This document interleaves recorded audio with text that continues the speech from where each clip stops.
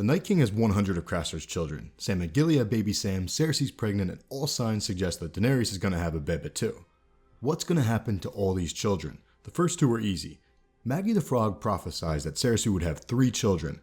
Cersei has already had 3 children, so she's not going to have another. Bet on her having a miscarriage or dying while pregnant. Imagine Jaime or Brienne, who is a younger sibling if you didn't know and could be the Valonqar. Imagine one of them takes out Cersei while she's preggers. That'd be freaking rough, especially if Jaime has to do it. Imagine the look on his face as he kills her with his own child inside of her. Nikolai Costa-Waldau is amazing. He could pull this off for sure, and I'll probably cry. Who would have thought? Crying when Cersei dies. Number 2, Dany and Jon's child. Dany misinterpreted Mirri Maz Duur's prophecy, and as a result, many fans are too. The prophecy was about Khal Drogo. Mirri never said Dany can't have a child. She said Dany won't see Khal Drogo again until she has a child. So yeah, it sucks, but Dany's gonna die in childbirth, just like Tyrion's mom, Jon's mom, and her own. It was foreshadowed in the show. Bitter, but the sweet side is that her child lives, foreshadowed when Jorah told Jon that Longclaw will be his child sword once Jon passes on. Alright, here's the big one, the Night King's children. What's gonna happen to them? In order to figure this out, we're going to take a look at 8 things from a storytelling perspective. The fate of the children, the nature of songs, the villain is a hero of the other side, foreshadowing parallels and foreshadowing chance encounters, stolen boots, the art of healing, broken men, and the Book of Brothers. Craster had 101 sons, and the Night King got all of them but one, since Sam and Gilly are kleptos. Yet the most White Walkers that we've ever seen in a single scene is 12. That's because the Ice Children are not fighting in this war. They're in the lands of Always Winter right now. If Beric is right, all of Baby Sam's half-brothers will die if they kill the Night King. From a storytelling perspective, there's no chance that this is going to happen. Not again, not on Jon's watch. Here's why. Remember that scene where Maester Aemon spoke to Jon about duty and honor, because Jon was tempted to break his vow and join Robb Stark in the war. Maester Aemon revealed who he was. You're Aemon Targaryen. Maester Aemon had had 3 trials, once as a boy, once in the fullness of his manhood, and once as a man grown old. The final trial was Robert's Rebellion, the downfall of House Targaryen. The second relates to the Great Council of 233 AC, when Maester Aemon turned down the crown because he was a sworn Maester of the Citadel. And the third relates to love. There are clues in the books and the show threw it right in our faces. I met many girls when I was Aemon Targaryen. Some of them were quite forward in their attempts to win my affections. One of them succeeded. I can see her. Right in front of me. She's more real than you are. Jon has also been tested 3 times already. Very similar, once to join Robb in his family's war, once for power, when Stannis offered to legalize Jon and give him Winterfell, and once for love, Ygritte. But the key takeaway from that dialogue came at the very end. Aemon tangented to the children, Rhaegar's children, Rhaenys and the first Aegon, victims of war, murdered at the hands of Tywin Lannister's men. Aemon mentioned them with extreme pain and regret. Listen to it. When I heard they had killed my brother's son, and his poor son, and the children, even the little children. So once again, we're brought back to this huge theme, the children.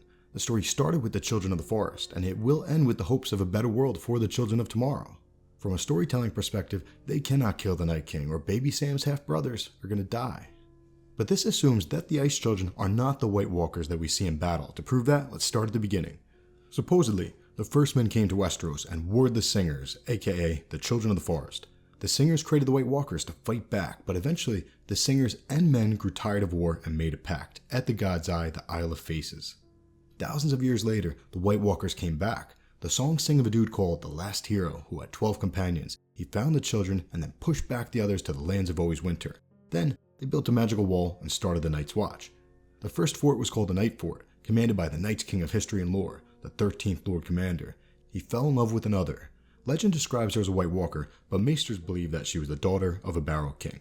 Bran the Breaker and Joramun, King Beyond the Wall, who might have been a giant, took them down. The Night's King's name was banned and his records were erased. A few thousand years later, the Annals arrive and written history begins. That's the framework. But the only thing that we know to be true here is that the children created the White Walkers because we were at war. We're going to come back to the fate of the children, but let's take a look at topic 2, the nature of songs.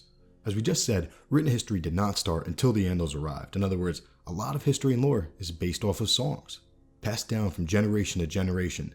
Sam mentioned this to Jon in the books, and HBO snuck it into one of their history and lore videos as well. Check it out. but nobody thought to write down the story until thousands of years later, and the Septons who did it weren't much for accuracy. I mean, they have knights bumbling around thousands of years before they were knights. Sorry, bad habit. So people's understanding of the far past is based off of songs, and songs are unreliable. Keep in mind, the Starks weren't always Ned Stark type Starks. They were hard men in hard times, killers. They eradicated countless houses from existence. They banned the Night King's name and erased his history. Why? To cover the truth up. 4 clues support this. Number 1, Bran asked what he needed to learn, and Jojen told him truths, forgotten now in Winterfell.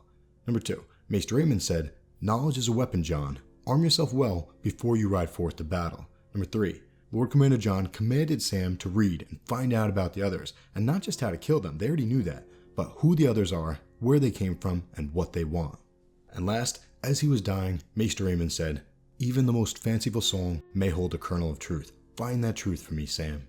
All 4 of those imply the same thing. They need to learn something big, which brings us to point 3, words from George R. R. Martin's very own mouth. The villain is a hero of the other side. So the Night King's not a placeholder villain. There's no chance. He has a backstory and a purpose. Odds are he is fighting for those children. The best theory so far relates to werewoods. He was made at a werewood tree, so presumably his power is derived through werewood.net, through blood sacrifices at werewood trees, like Ned washing off his sword there. Melisandre's already burnt down werewoods at Storm's End, and the Faith of her Lord wants to burn them all down. Kill the werewoods and you kill him, and his children. He's a villain, no doubt, but he's a hero to the other side. Jon asked Sam to find out who they are, where they came from, and what they want. Bran and Sam are going to do just that in Season 8. What will they find out? Y'all know where I stand. The Night's King of history and lore is the Night King, but I got a new clue from you, from a storytelling perspective. The answer lies in numbers 4 and 5, foreshadowing parallels and chance encounters. This dude was probably the first White Walker, the first Night King. He's got a crown, and COA is a good tea. So unless the artist was drunk, then this guy is not the Night King that we know and love, meaning the Night King was not the first White Walker. Then wait, who was he? Robert's rebellion was built on a lie. Rhaegar didn't kidnap Lyanna. They were in love. And that was just 17 years ago. Think it's ever happened before? You betcha. The Night's King was a Stark bastard. The songs south of the Wall sing about a wildling named Bale stealing a Stark girl and impregnating her in the crypts of Winterfell. But the songs north of the Wall sing of a love story. My money's on the love story. The Stark girl was the only heir at the time, so it's not hard to imagine that the Stark girl was forced to marry someone that she didn't love later on, to make a legal Stark child to carry on the Stark name. It's par for the course. Women in Westeros are abused and constantly forced into marriages. It's total BS. So in theory, she had a trueborn Stark. The bastard became the 13th Lord Commander, and eventually, Simeon Stareyes saw 2 hellhounds go to war at the Night Fort, 2 wolves, the bastard Snow and his trueborn half-brother, Brandon the Breaker. The bastard's name is probably Jon Snow. Check out that video. Regardless, the Night King of the Night Fort became the Night King we know, and I've got some new evidence. Support from a storytelling perspective. Point number 5. Foreshadowing chance encounters. What are Bran and Sam doing right now? Trying to figure Ish out. They figured out one lie, and I believe they're going to figure out another. Remember, Jon commanded Sam to figure this out. Well, where did Bran and Sam first cross paths? The Night Fort. The very place where the Night's King of history and lore ruled. So it's all coming full circle. Bran and Sam crossed paths at the Night Fort. Now they cross paths a second time and uncovered a lie. And in Season 8, the big reveal is coming, and it's about the guy who ruled at the place where Bran and Sam first met, the Night's King. Beautiful freaking writing. Now we're going to go deep like Derek Lewis after last night's win. Point 6. Stolen boots. In the books, Maester Aemon doesn't die at the Wall. He dies on the way down in the Citadel with Sam. Jon also sent Darion as a recruiter, because he was a good singer. His own song was a sad one though. His lord sent him to the Wall for rape, when in truth, the lord's daughter liked him. She wanted him. So that's BS, life imprisonment, because the lord I've ever met's been a cunt. Darion was forced to fight against free folk and then a dead army, even though he did nothing wrong, so he was broken.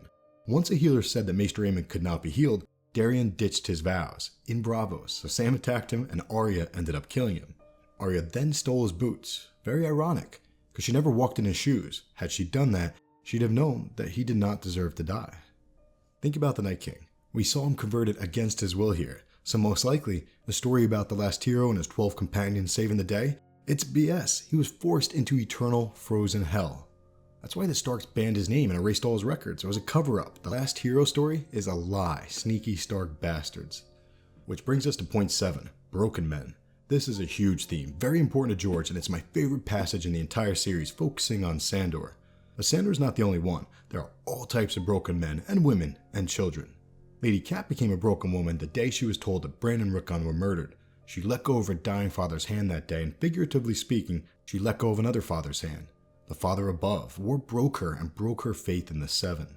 Like we just mentioned, Darion was a broken man, drowning himself in wine, but he finally started smiling again. His darkness was fading because he escaped wrongful imprisonment. He was brightening the days of those around him at the brothels, other broken men who had sailed into port. Until Arya killed him. Jaime was broken, Theon was broken, Sandor was broken, Arya was broken, Jon was broken, Sansa was broken, Stannis was broken, even Cersei was broken. It goes on and on. War sucks. As Thoros said, some nights are dark and full of terrors, my lady. War makes monsters of us all. Notice the spelling of the word nights there. Well played, George, well played. Septa Maribold told Bran the traveler must beware of broken men, and fear them, but he should pity them as well. Which leads us into the next topic, the art of healing. We've seen all types of healing. Sam didn't want to go to the Citadel, because becoming a maester means becoming a healer, and blood, ew. But our boy healed Jorah, and that was no joke. I could not have done it. Way to go, Sam. Sam couldn't have done it without Gilly. Emotionally, Gilly's been his healer, his lightbringer. Technically, Qyburn's the most knowledgeable healer in the world. He has the best understanding of life and death. But don't sell Bran short. Jaime would not have emotionally healed without her. She's his lightbringer. And then we've got Thoros. You can't deny Thoros' healing abilities. His boys say that there's no better healer. And keep in mind, there is no Lord of Light. Thoros healed Beric by himself, leveraging the oldest and strongest power out there, just like Gilly to Sam, like Rhaegar and Jorah when they won their joust, and just like Dany when she hatched the dragons, namely, love. We could go on, but we'll wrap up this section with Sandor. He's no longer the Hound, he's Sandor Clegane. Ray healed Sandor's leg, and partially his heart. It's never too late to come back. It's never too late to come back. It's never too late to come back. Never. Bold words, Ray. Well, we've got another broken man. A dude who was imprisoned wrongly, just like Darion. A dude who lost a lover, just like Jon. A dude who had beef with his brother, just like Sandor. And loves his children, just like Sam and Gilly. He was imprisoned against his will into a cold, unforgiving eternity beyond the wall. And let's be real, he's way too OP. There's only one way to stop him. You gotta heal him. How so? Dragonglass. Stannis told Sam in the books that there are a few different colors of dragonglass, mostly black, but there's some green as well, some red, and even purple. And in the show, they showed us green dragonglass at Hardhome. This page here suggests that dragonglass has healing properties, but it was not one of the ingredients used to cure Jorah. Moreover, Archmaester Marwyn told Sam, study and forge your chain. A time will come when they need you up north. So we've got 3 of Chekhov's guns here. Green dragonglass, healing properties, and a prophesized mission for Sam the Slayer. They are going to heal this mofo, and in effect, save baby Sam's half-brothers. Pretty sweet. Of course, it's going to be bitter too. Aside from the hundreds of thousands of people who have already died, and the thousands more who will die in Season 8, Jon and Dany are probably going to die too. Dany in childbirth, foreshadowed by Mirri Maz Duur, and Jon on the battlefield, or the operating table, depending on how you want to look at it. Because the Night King isn't going to just lay down. He's not asking for help, and Jon knows this. Jon's going to heal him, but it's going to come at the cost of Jon's own life. And this isn't a bad thing. To be honest, the Night's Watch vow is about walls, so it can't be referring to this one big-ass wall. Walls plural, the walls between life and death. The Whites are breaking those walls. Beric is breaking that wall, Jon is breaking that wall, and by stealing people's life fire to avoid death, Dany and Melisandre are also breaking those walls. Our boy Darion had the right of it. There are no happy endings. Beric, Jon, Dany, and Mel are all living on borrowed time. You shouldn't be alive. It's not right. So point number 9, the Book of Brothers. Jaime is on a quest to fill out the pages of the White Book with good deeds. There's still time. 2 swords are made from Ned Stark's own steel. Jaime named one of them Oathkeeper and gave it to Brienne to go find and protect Sansa, and he's got the other, Widow's Wail. Cool, but that's not enough. His final deed might be saving King's Landing from his sister, paralleling the time that he killed his father, Mad King Aerys, for the very same reason, to stop them from blowing up the city. But this time, the term Queenslayer is going to be looked at as a good thing, and the people of King's Landing are going to be screaming out, King Jaime, Kingslayer, Kingslayer, Queenslayer, woo! That'd be poetic enough, I dig it, but I'd like him to get one more line in that White Book, something that circles back to the overriding theme of the story as a whole, the children. When Jaime finally started wanting to be a dad to Myrcella and Tommen, he lost them. And Jaime Lannister failed to protect Rhaegar's first 2 children when his fake father Tywin sacked King's Landing. After Jaime lost his sword hand, Jaime fell asleep with his head on a weirwood stump and had a fever dream. In that dream, Rhaegar and Jaime's sworn brothers appeared, and they chastised him for this, for not protecting the children. So Jaime's final good deed in the Book of Brothers, the White Book, should relate to the children. If Jon and Dany both die, which I suspect that they will, there's not a single person alive who would be as hell-bent on protecting and nurturing their child, and Rhaegar's grandchild, as Sir Jaime, Kinslayer, Kingslayer, Queenslayer Lannister. King Jaime and Queen Brienne, mark my words, and Lady Brienne better get a page in that book as well. The girls earned it.